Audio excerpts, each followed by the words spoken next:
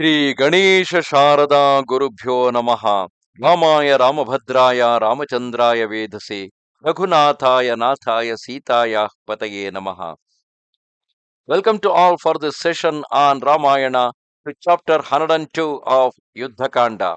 In the previous chapter, we saw a great battle happening between Rama and Ravana, in which Lakshmana too entered in between and was then struck by a great weapon that was thrown by Ravana and was lying in the pool of blood. Meanwhile, Rama's fury let loose on Ravana made him to fear and run away from the warfield. Seeing the courageous Lakshmana lying on the battlefield, drenched in blood, struck down by the spear discharged by the mighty Ravana, Rama entered into a terrible duel with that cruel Titan, whom he overwhelmed with hail of arrows.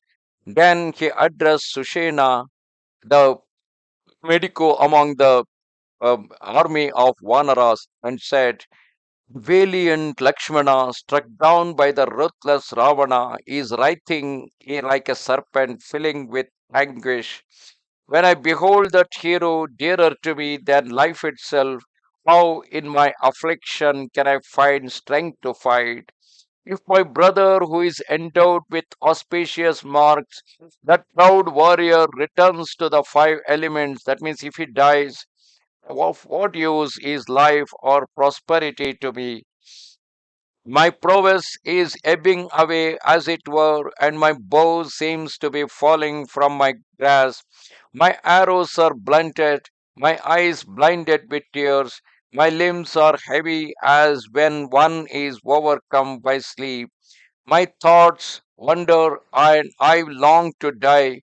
In this extreme misfortune in which I am plunged, weeping, my mind distracted on seeing my brother, who is emitting inarticulate cries, lying in the dust of the battlefield, brought low by the wicked Ravana, a prey to suffering and seriously wounded in his vital parts. Even victory cannot bring me felicity, O hero. If the moon is hidden from sight, that delight, what delight can it give? Of what use is it to fight? What purpose is served by living? Combat has no longer any meaning since Lakshmana is lying dead in the forefront of the battle. As that illustrious warrior followed me when I retired to the forest, so will I follow him now to the abode of death. Ever affectionate to his kinsfolk, he has undeviatingly devoted to me. I was led to this pass by the Titans who have made use of magic in the flight. Wives may be found everywhere, and everywhere one may meet with friends, but I see no place where one could find so dear a brother. Without Lakshmana, of what use will it be for me to rule over the kingdom? O invincible warrior, what shall I say to Sumitra, who loves her son so tenderly? I shall not be able to endure the reproaches with which she will address me. What shall I say to my mother Kausalya or even Kaikeyi? What answer shall I give to Bharata and the exceedingly powerful Shatrughna? Having gone with him to the forest, how can I return without him? Better were it to die than suffer the censure of my family. What sin did I commit in a former life that my virtuous brother is now lying dead before my eyes? O my brother, O foremost of men, O first of heroes, O prince, why forsaking me? Will you repair to the other region? How comes it that you do not answer me who am lamenting? Rise, look about yourself. Why do you remain lying there? Witness my grief with your own eyes. In my despair, be my comforter, O long armed warrior. overwhelmed as I am with anguish, wandering distracted amid the woods and mountains. As Rama was speaking thus, overwhelmed with affliction, Sushena, the doctor among the Vanara army who was attending on Lakshmana, in order to comfort him, addressed these well considered words to him. O tiger among men, abandon this idea that causes you pain, this thought that pierces your heart as a javelin in the forefront of the battle. Nay, Lakshmana, the enhancer of prosperity, has not rejoined the five elements of his features because he is still not dead. He has not rejoined the five elements, for his features have not changed, nor is he pale, rather, in his countenance, serene and handsome. Observe how the palms of his hands resemble the petals of a lotus, and his eyes are bright. Those who appear thus have not yielded up their lives. O Lord of all men, do not grieve, O hero, conqueror of your enemies. Lakshmana lives, and the proofs are the multitude beatings of his heart united with his sides, even though his body lies stretched on the earth. Thus spoke the extremely sagacious Sushena to Raghava, and thereafter he addressed that great monkey Hanuman, who stood near, and said, O friend, go quickly, repair to the mountain Mahodaya. Formerly you had heard of it from Jambavan. O warrior, on the southern peak grow curative herbs, the plants named Vishalyakarani, Savarnyakarani or Suvarnakarani, Sanjeevakarani, and also Sandhani of great virtue. Bring them back, O warrior, in order to revive that hero Lakshmana. At these words, Hanuman repaired to the mountain of herbs, but there he became anxious, for that illustrious monkey could not recognize those remedial plants. Then the thought came to Maruti, whose strength was immeasurable.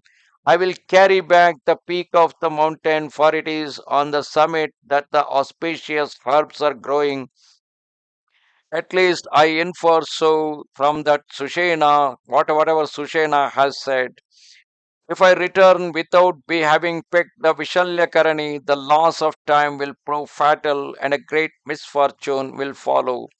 Reflecting thus, the mighty Hanuman hastened on his way, and when he reached that high mountain, he shook the summit three times, and having broken it off, balanced it with his with its multitudinous trees in full flower of varying fragrance in his two hands. Thereafter, like a dark cloud charged with rain, the monkey sprang into the air, carrying the mountain peak, and returned in great haste, setting it down. And having rested a while, he said to Sushena, I am not conversant with the medicinal plants.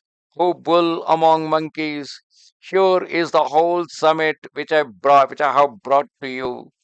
At these words of the son of Pavana, Sushena, the foremost of the monkeys, having uprooted the herb, took hold of it, and there was great amazement among the monkeys witnessing Hanuman's feat, which even the gods themselves could only have accomplished with difficulty.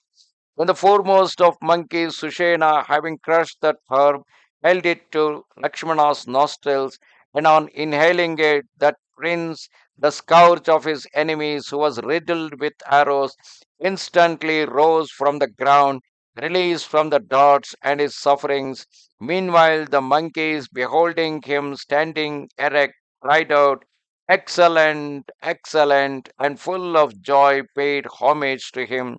Then Rama, the slayer of his enemies, said to Lakshmana, Come, come, and embracing him, pressed him close to his heart, his eyes wet with tears. Thereafter, having embraced him, Raghava said to Saumitri, O hero, what good fortune to see you return from the dead. Nay, Assuredly, neither life nor Sita nor victory had any attraction for me. In sooth, what reason had I for living since you had returned to the five elements? Then Lakshmana, pained, answered the magnanimous Ragama, who had spoken thus, and in a voice trembling with emotion, Lakshmana said, bound by your woe, O you who have truth for your prowess, it does not become you to utter such cowardly words. Nay, those who speak with sincerity do not render a promise void, and the proof they give is the fulfillment of their vow. You should not give way to despair on my account, O irreproachable hero. May you redeem your word by Ravana's death this day. Nay, when he comes within the range of your shafts, your adversary must not return alive. As the great elephant may not live when he falls under the sharp tooth of a roaring lion, I desire to see that wretch perish before the orb of the day withdraws behind the Astachala mountain, his task accomplished. If you seek the death of Ravana on the battlefield, if you wish to fulfill your duty, and if you do aspire to recapture the princess, O illustrious hero, do what I tell you without delay. Thus come to the end, chapter 102 of Yuddha Kanda in Ramayana. Namaste Sharada Devi Kashmira Puravasini Twamaham Prarthaye Nityam Vidya Danancha Dehime. Goodbye.